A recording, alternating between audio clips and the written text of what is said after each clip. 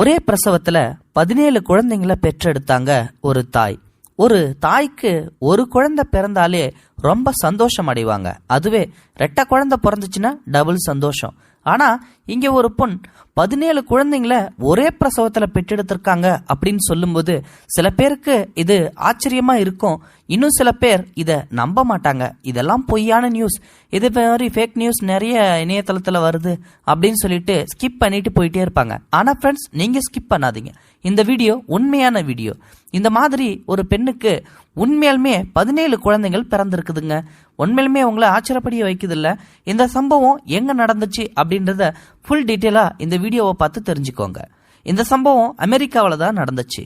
America நாட்டை சேர்ந்த Catherine அப்படின்ற ஒரு பெண்மணி பிரிட்ஜஸ் அப்படின்ற ஒரு ஆணை திருமணம் செஞ்சுக்கிறாங்க. எல்லாரும் கல்யாணம் பண்ணதுக்கு அப்புறம் உடனடியா குழந்தை பிறக்கணும், அப்பதான் நம்மளுடைய குடும்பம் விருத்தி அடையும், சந்தோஷம் நிலவும் அப்படின்னு சொல்லி நினைக்கிறது உண்டு. இந்த தம்பதிகளும் அதையே தான் நினைச்சாங்க. ஒரு வருஷத்துக்குள்ள எப்படியாவது நமக்கு குழந்தை பிறக்கணும் அப்படின்னு சொல்லி ட்ரை பண்ணாங்க. ஆனா அவங்க எவ்வளவோ நார்மலா ட்ரை பண்ணியும் அவங்களால குழந்தை பெற்றுக்க முடியல. அதுக்கப்புறமா அவங்க ஹாஸ்பிட்டலா போக ஆரம்பிச்சாங்க.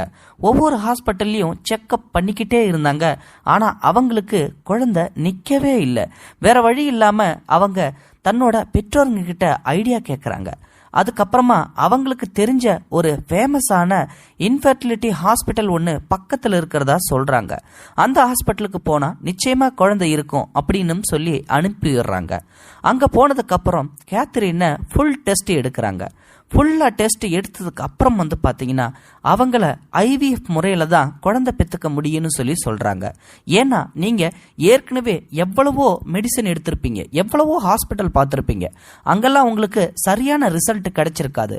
உங்களை நாங்க ஃபுல்லா செக் பண்ணிட்டோம், உங்களால ஐவிஎஃப் முறையில தான் குழந்தைய பெத்தெடுக்க முடியும்னு சொல்லி சொல்றாங்க. ஸோ அதுக்கப்புறமா அதுக்கு கேத்ரினும் பிரிட்ஜஸும் ஒத்துக்கிறாங்க. அப்புறம் கேத்ரினோட சம்மதத்தோட கேத்ரினுக்கு ஐவிஎஃப் முறைப்படி கருத்தரிக்க வைக்கிறாங்க. நல்லபடியா கர்ப்பம் தரிச்சாங்க கேத்ரின்.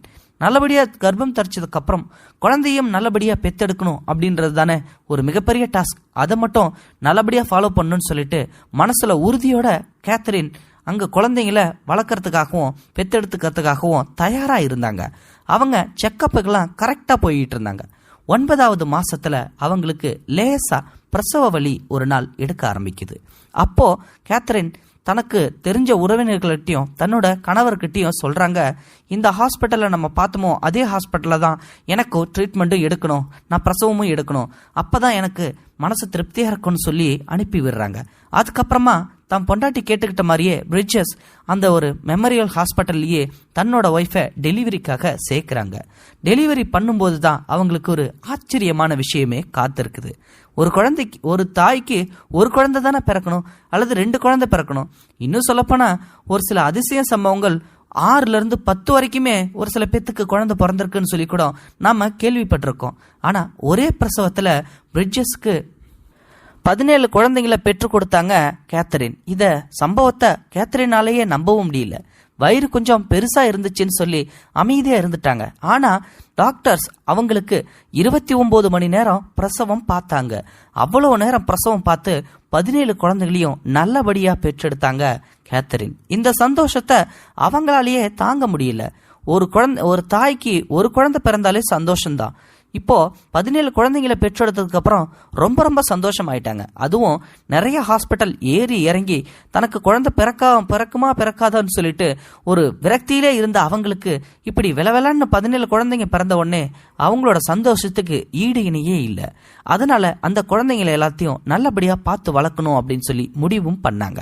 இருந்தாலும் 9 மாசம் அப்படிங்கும்போது சில குழந்தைகள் குறைப்பிரசவத்துல தான் பிறந்திருக்கும். அதனால அந்த குழந்தைங்களுக்கு எந்த மாதிரியான உணவு வகையில கொடுக்கணும்னு சொல்லிட்டு அவங்க கவனமா தான் இருப்பாங்க.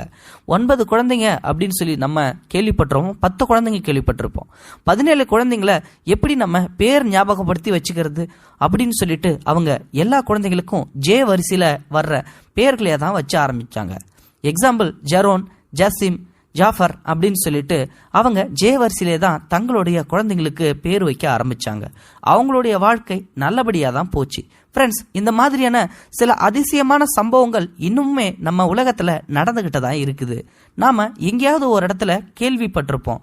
அங்க அது நடந்துச்சு, இங்க ஒரு அம்மாவுக்கு 7 குழந்தை பிறந்துச்சு, 8 குழந்தை பிறந்துச்சு அப்படின்னு சொல்லிட்டு இதுவும் அது போலதான். இந்த மாதிரியான அதிசய சம்பவத்தை பத்தி நீங்க என்ன நினைக்கிறீங்க அப்படின்றத மறக்காம உங்களோட கருத்துக்களை கமெண்ட் பாக்ஸ்ல சொல்லிருங்க.